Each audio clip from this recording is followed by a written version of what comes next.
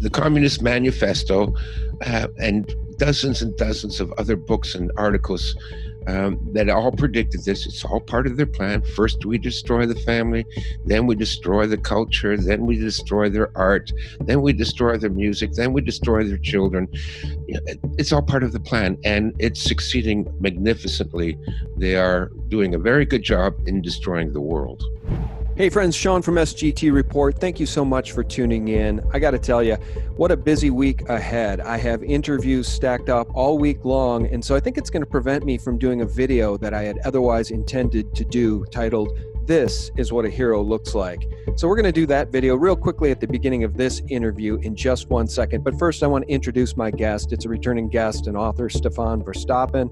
And our last interview was exactly 1 year ago, almost to the date, titled "They Kill Our Money, Our Innocence, and Our Children." And Stefan's working on a new book, the working title of which is The Complete Guide to Forming Communities. Stefan joins us right now. Stefan, how are you? I'm doing pretty good, Sean. How are you doing? I'm doing very well. Welcome back. You know, we have a lot to talk about, but first, let me just address this. I'm not going to be able to make that video I wanted to, and I think it's really important because, Stefan, as you know, we are all under attack. The alt media and families and communities and Western civilization is literally under attack by those who oppose godly values and godly norms and Western civilization and Christianity. So I wanted to do a shout out this week to a real hero. His name is Eric Cochran. He's a software engineer at Pinterest who blew the whistle on Pinterest for putting nonprofit pro-life organization Live Action on their porn list so that they couldn't reach their audience and nobody could find them on Pinterest. Now, it's absolutely despicable. It's beyond the pale. It's what the social media giants are doing to so many Christian, conservative, and libertarian voices. And another hero, guys, is James O'Keefe from Project Veritas. I've got a screen share here for you guys, and I want to play this soundbite. I want to play Eric Cochran in his own words, describing why he did what he did, because he lost his job for it. He's paid a price. Here's Eric Cochran, a real hero. It's a question of where you put your value. Is your value in the fake things like your own personal status, the things that fade? Your personal status isn't going to be here. It's going to go away. You're going to become ashes in a few decades. Or do you put your value in the impact that you make on humanity, in the positive impact you can make in the world? And when I saw that I had the opportunity to make an impact on the world and to expose corruption, then because I had put my value in things that are lasting, then there was no hesitation for me. Whatever happens to me doesn't matter, because what I've done now is done. And now this sparks so many more people, and it awakens so many more people to what's going on in tech. I'm going to pause it there, guys. He was asked why he did what he did. And no better man to really answer that question than Eric Cochran, a guy who put his values and his love for liberty ahead of his own job and his own income and, frankly, his own survival. And somebody on his behalf then started a GoFundMe.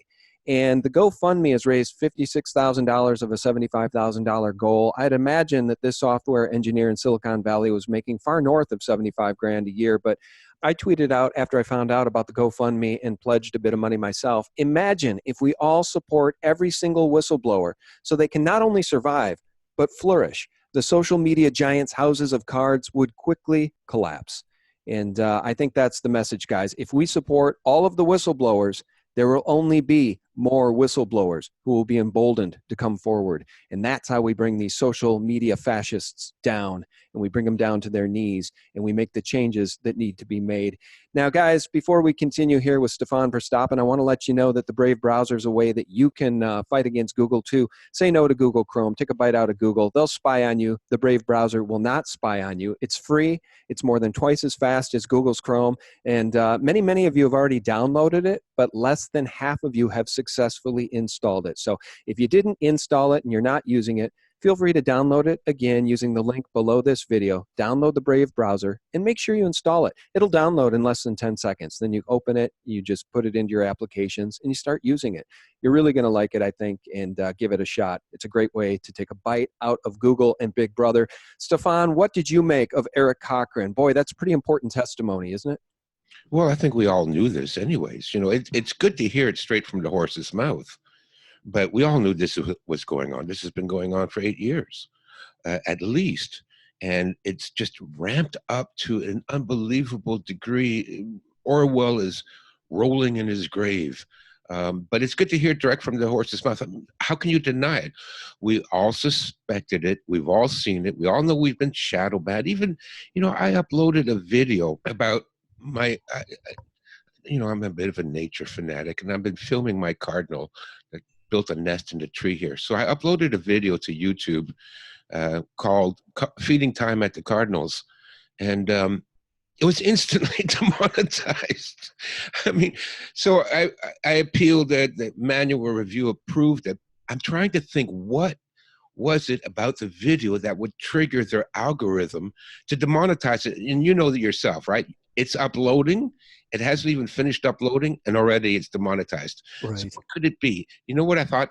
The only answer is the word cardinal. They're assuming it's a Catholic video. Oh, yeah. And as you know, your Christianity, well, I said the word, now you're going to get banned. Well, you can't speak out against the pedophilia. You can't speak out against the child trafficking. You can't speak out against any of that stuff on YouTube because you will be demonetized. Meanwhile, if you want to put up videos of scantily clad little girls jumping around on a trampoline, feel free, and all the pedophiles will flock. YouTube's perfectly okay with that. Yeah, no, I know. And so that's what they flagged me for, the word cardinal.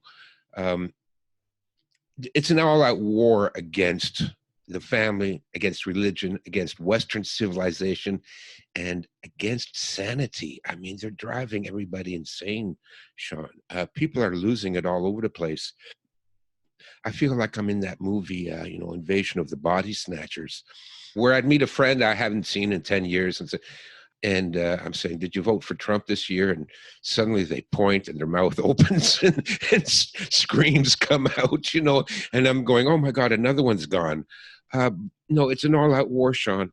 And we have to fight back. We have to be smart. My first book is on military strategy and tactics, specifically, sneaky tricks and guerrilla tactics. And we have to go guerrilla and fight these people back. And that's what I'm trying to do with the next book, help people to figure out, we need to form our own tribes to survive, not only what's coming, because you've warned your listeners, because I listen to your shows all the time. I'm a big fan. Oh, thanks. And I know you warn your listeners all the time. Time is running out, folks. Something really bad is going to happen soon. Better get ready for it. Yeah, get the 6 months worth of food. Get some supplies. Absolutely. I've been a prepper since I was 15 years old, so I'm seeped in the prepper mentality.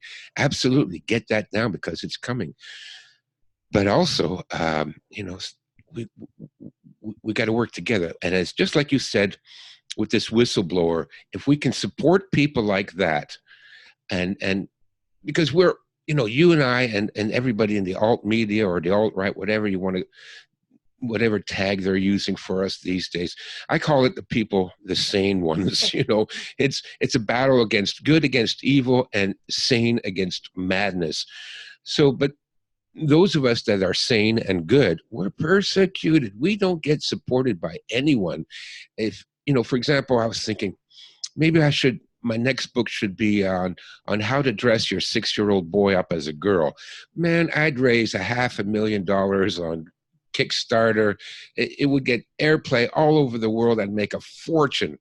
Well, that's actually no joke. And here's the thing, because we are all under attack, and the Western civilization and Christian values are under attack. And it gets a little hard to process because it reminds me, I've brought this up in past interviews, it reminds me of Pontius Pilate bringing the choice to the crowds of Jesus Christ or Barabbas. He asked the crowd to choose, thinking, of course, a rational crowd would say, free Jesus, not Barabbas. He said, choose one for me to free.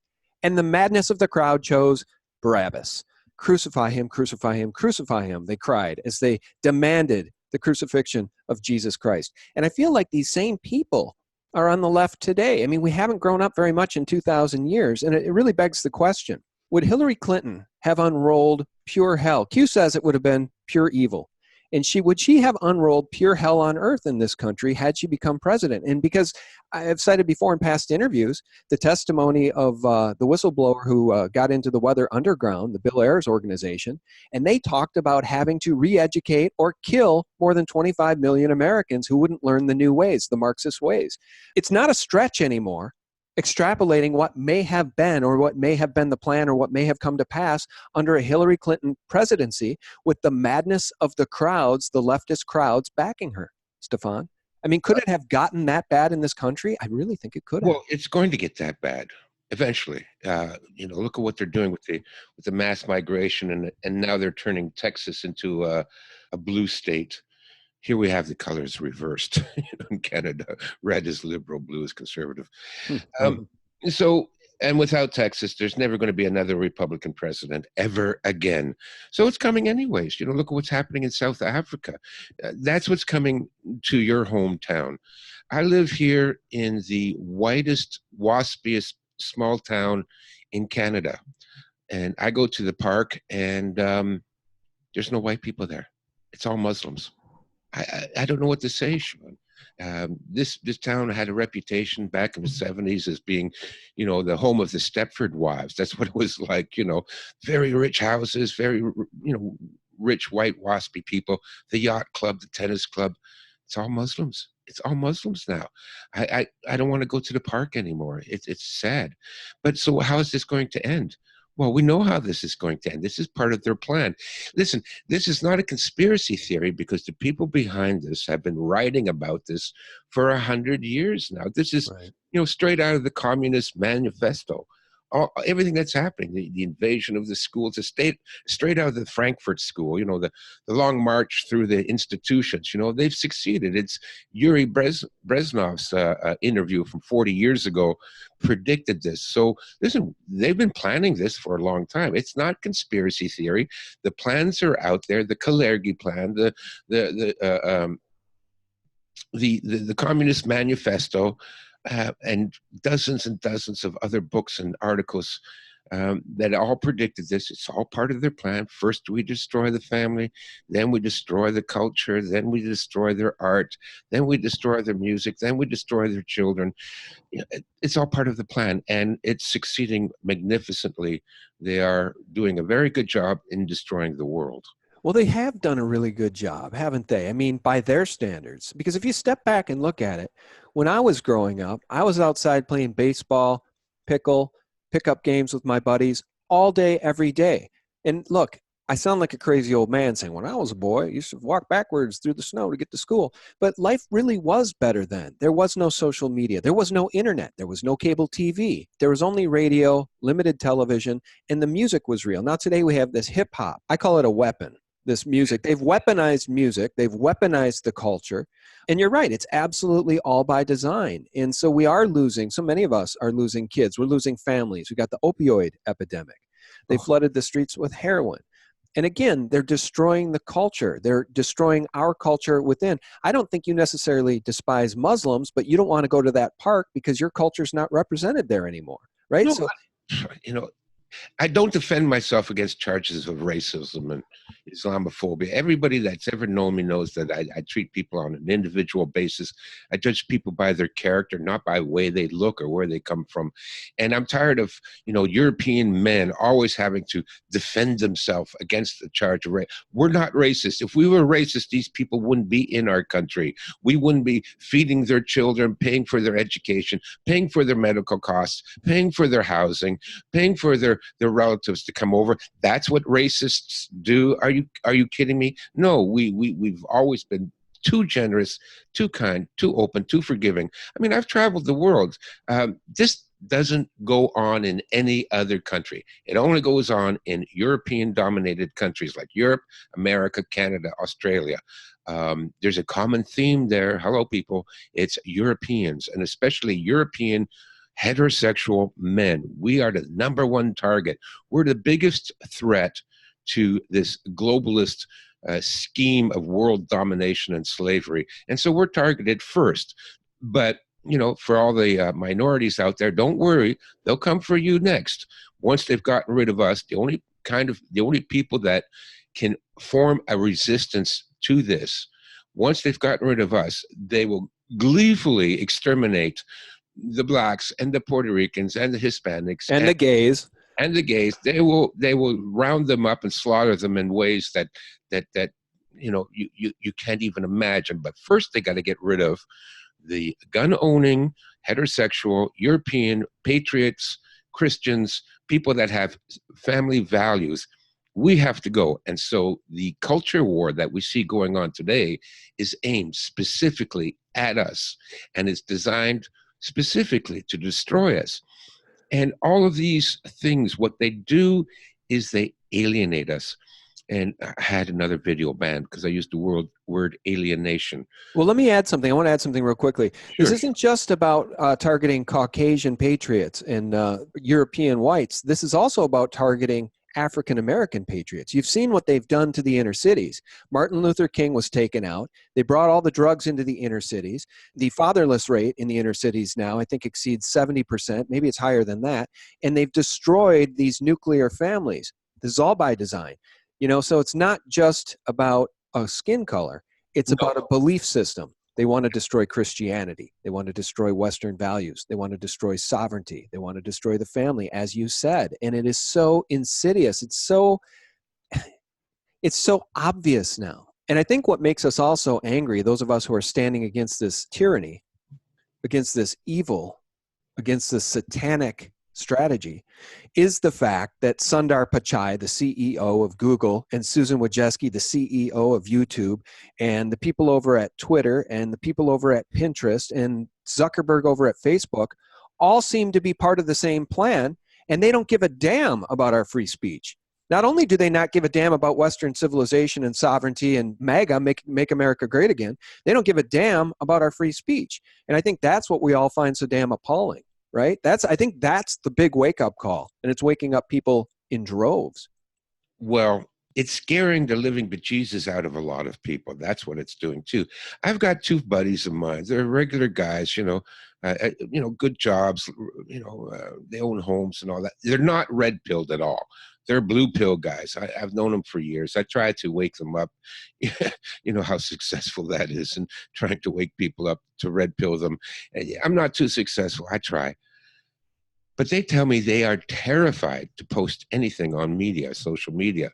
Mm-hmm. So what do you mean? You're not even red-pilled. You're not even part of the alt-right movement or the truth movement or I better not say that. You'll get banned for that word too. Mm-hmm. Those towers that came down. WTC 7. Yeah. I mean, you're not aware that was an obvious inside job. So why would you be afraid? And they told me, I'm even afraid to think thoughts. Can they read our minds now? I mean, this is how paranoid normal people are that haven't even stuck their neck out. And then they tell me, I would never do what you do because why take the chance? Why would you? Well, wait. Now we've come full circle. This is what I love. That's cowardice. And who demonstrated for us recently the opposite of cowardice? Eric Cochran, a software engineer at Pinterest who lost his job, he knew he might, lost his job by going to James O'Keefe at Project Veritas, giving him the goods about what Pinterest did to nonprofit pro-life organization Live Action, which was put on a porn list so they couldn't reach their audience and their audience couldn't find them. This is absolutely dastardly. Eric Cochran blew the whistle and lost his job. So there's a man with real courage aligned against people like your friends who are absolute cowards. And yeah, there's cowards all over this country, but more and more people are being brave. More and more people are coming out and saying, I'm not going to stand for this. And I think that's why President Trump has 70,000 people waiting to get into a rally where there's only 20,000 seats. Yeah. So that's the good news. I always try to see the cup as half full. So to hell with your buddies who are cowards, because there's plenty of them out there, but the cowards aren't the ones that save the republic. It's the 3% that stand up to this tyranny that can save the republic. They've done it in the past and will do it again. Yeah, you only need like 10% of the population to form a united front and to change things. It's only like 10%. And what I'm saying is that this is the world I live in. They're cowards. I feel ashamed for them when they say something like that.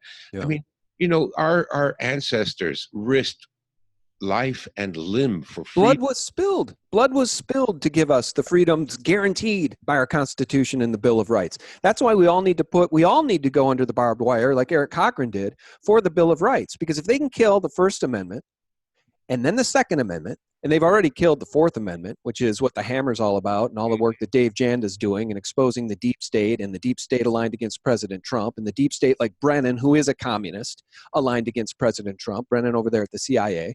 This is what we need to fight for, the First Amendment, the Second Amendment. And these big social media giants are going to be brought to heel for attacking our First Amendment rights. They're not privileges. They can't take them away. There are God-given rights.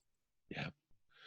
And that's what, what I hope to do with this, my new plan is, in order to fight back, we need to, really support each other. We've been alienated.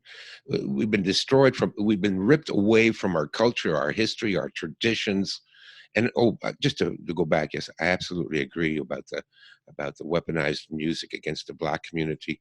The Black community has been decimated by the Democrats, absolutely destroyed. And did you ever see that interview with a bunch of hip hop artists that were discussing when they got a record contract, and the producer said, "Listen, we'll include shares in the prison industrial complex that we're invested in, because prisons are privately owned corporations."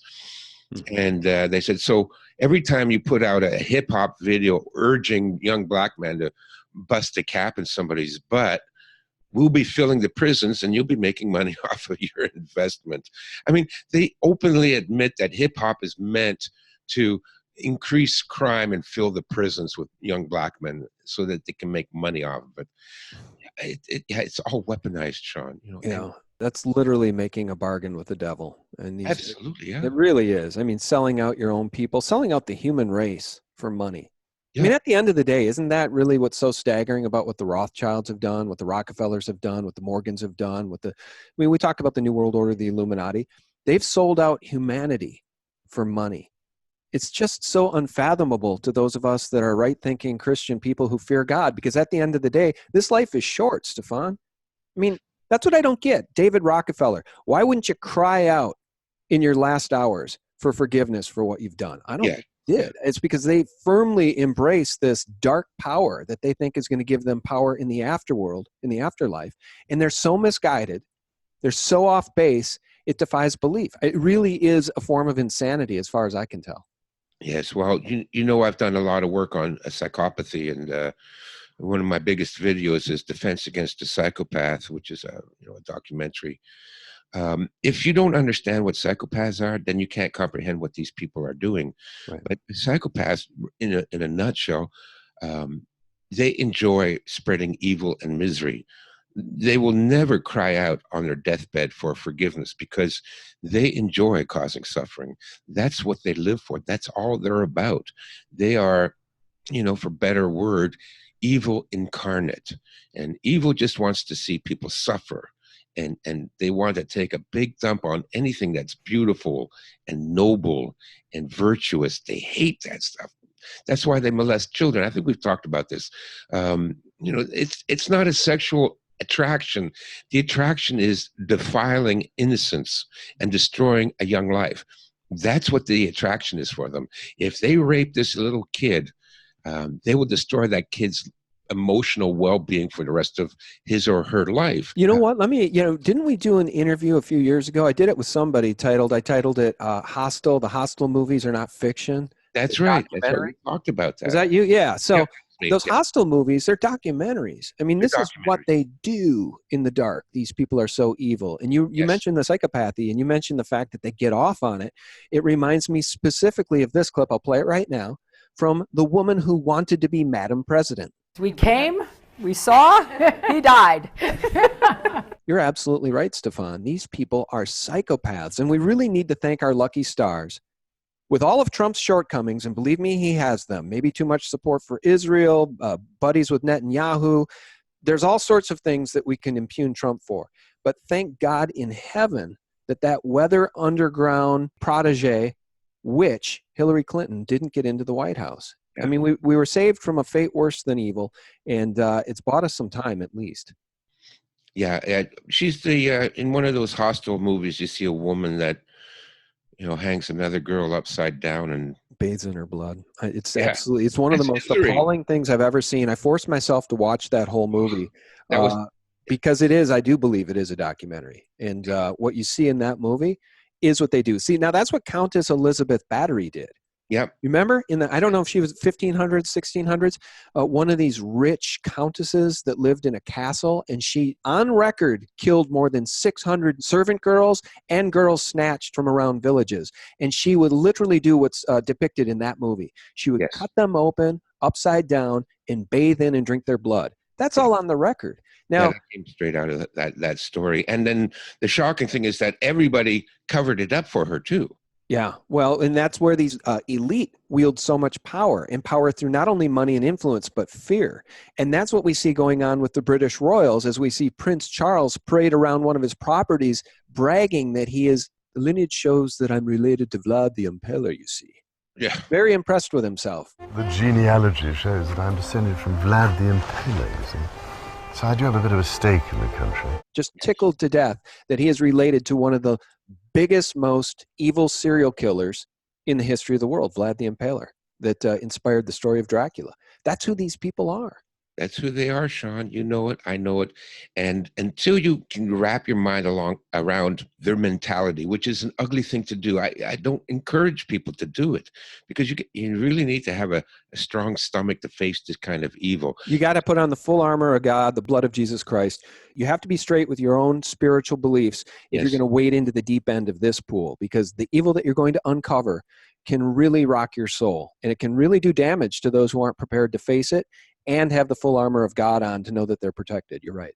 Yeah, and which is why I wrote my previous book, The Way of the Warrior, because you have to be a warrior. You have to be strong to not only to survive what's coming. Listen, when the grid goes down, or the EMP, or the monetary collapse, whatever it might be, millions of people are going to freak out and panic, and they will run around doing stupid things and get themselves killed.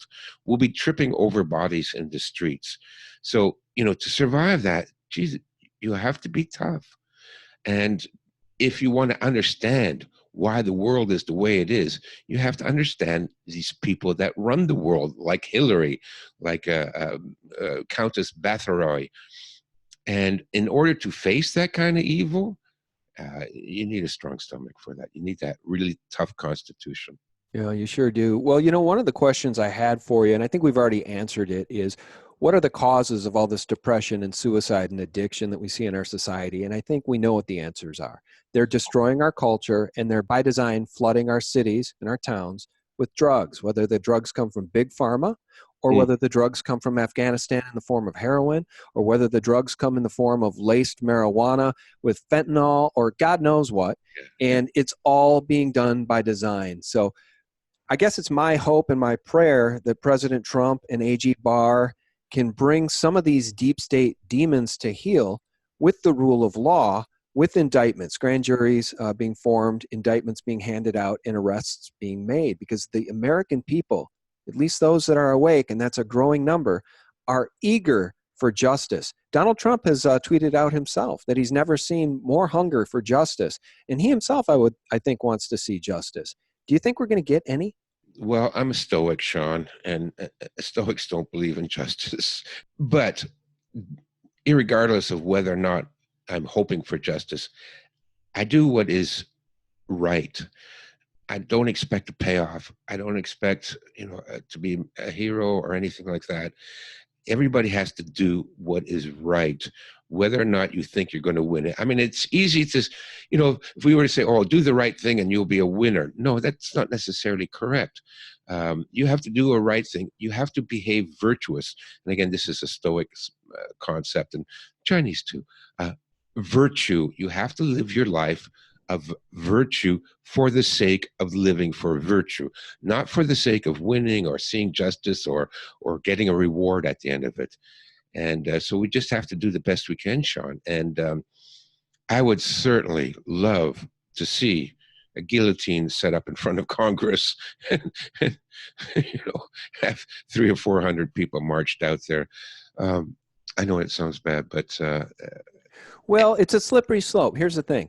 I totally get where you're coming from. Most of the audience would concur with you, but it's a slippery slope because if the evil people, the Weather Underground people, the far left Marxist nutcases, the Hillary Clintons and her ilk were in control, they would like to see the same thing, the same guillotines used against we on the right, we the Christians, we the right-thinking people that actually believe in this country, we the libertarians, those that want sovereignty. They're more than eager to roll out those guillotines for us. So it's a slippery slope. So that's why we need a rule of law, court of law, be the justice come from the military tribunals or the civil courts, I don't care. But that's why we need to see arrests and jail time for the seditious and the traitors. And if the really seditious traitors do need to be put to death for their crimes because that is one of the penalties under the law, then so be it. But we need to be careful with the hyperbole about the guillotines because I'm here to tell you guys, that's what we're going to get with the Weather Underground. I've done videos about this, Stefan. They've been weaponized, little prison camps set up right next to train tracks. And then here's the train tracks right here. Train tracks right here. Train tracks. Targets. You can't make this stuff up. I think they were ready. They were moving in a direction. Well, again, Q has said pure evil. What they had coming for us defies belief. It was pure evil. And I think the Weather Underground testimony of that insider really gives us some insight to what they had planned. Sure. Read Solzhenitsyn. That's right. That's what's coming for us.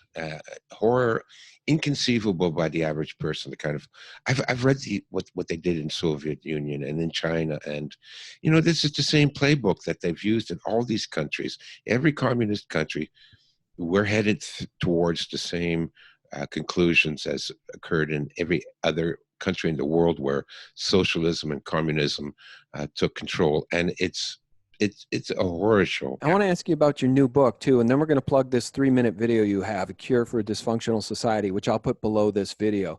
But again, I want to point out cup half full. These New World Order globalists, call them whatever you want by whatever name you want. You can name the family names. We all know who is serving these people. And among them were people like Senator John McCain on the right and Hillary Clinton on the left.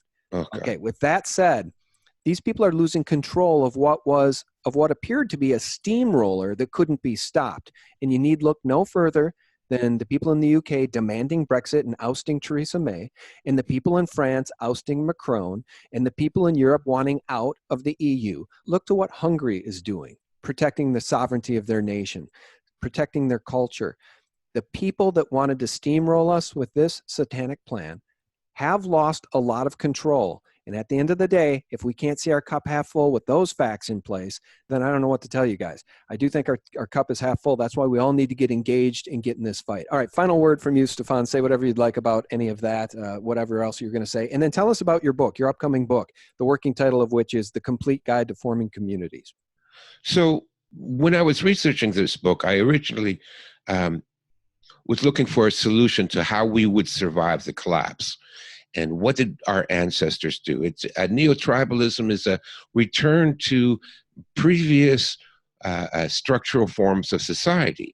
And before the government came in, especially FDR, before he came in with the social programs, everybody looked after themselves. There was no welfare, there was no unemployment insurance, there was no medical insurance. People had to supply that for themselves. And what they did is they formed communities to, like a buying syndicate, to purchase health insurance in bulk at a discount for their members. So you belong to something like a fraternal organization like the Moose Lodge or the Elks Lodge or the Oddfellows Lodge. And, they've been ridiculed in the Flintstones and in the Honeymooners and movies since then, but they were actually very benevolent organizations, usually founded along Christian principles.